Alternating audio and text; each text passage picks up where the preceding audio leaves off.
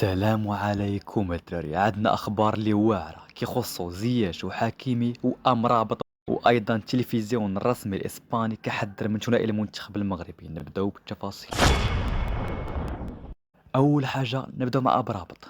بعد ما تالق صعد صعده صاروخيه من القيمه السوقيه ديالو كانت كتسوى فقط 10 مليون يورو ل 30 مليون يورو، بحيث اكدت شبكه سكاي سبورت العالميه ان يورغن كلوب مدرب ليفربول والمساعدين ديالو استقروا على التعاقد مع سفن امرابط لاعب فيورنتينا في شهر يناير القادم.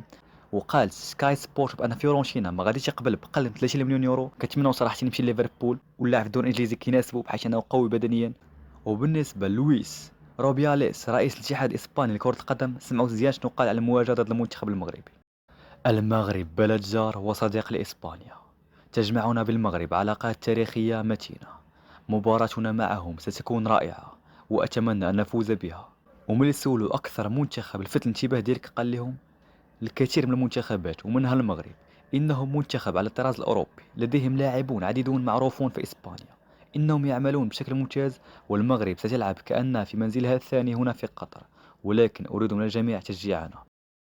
وبالنسبة للتلفزيون الرسمي الإسباني كحذر من زياش وحكيمي على قبل ماتش الإسبان، وحسب تحليل التلفزيون وصف ثنائي أشرف حكيمي وزياش بالخطير، ونشر بالصور تحركات اللاعبين خاصة زياش اللي كان حاسم في مباريات المغرب في الدور الأول. وقالوا أن المفاتيح للفوز المغرب والتأهل ديالو الدور الثاني من دور المجموعات هو جناح أيمن المخيف مع حكيمي وزياش، بالإضافة إلى مفاتيح أخرى. وحسب نفس المصدر فإن المغرب يستقبل هدف واحد من نيران صديقة في 3 مباريات، كما سمح ب5 تسديدات مؤطرة فقط في 3 مباريات، ما يثبت قوته الدفاعية. وقالوا باللي النصيري انسجم مع أسلوب هذا اللاعب ديال المنتخب المغربي مما خلاه لاعب خطير. لكن المهم بقات أن دكة الاحتياط للمنتخب المغربي خطيرة، وهذا الشيء ظهر تغييرات ضد بلجيكا. قالوا أيضا أن المباراة ضد المغرب غتكون صعيبة بزاف، غير مريحة بالنسبة للمنتخب الإسباني. وبالنسبة للوبوف، دابا خرج بتصريح جميل على حكيم زياش. سمعوا مزيان شنو قال.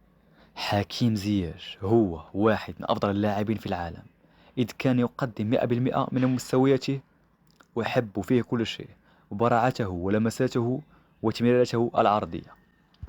أش بالكم شنو قالوا؟ واش غادي نصدموا الإسبان؟ تهلاو لي فراسكم.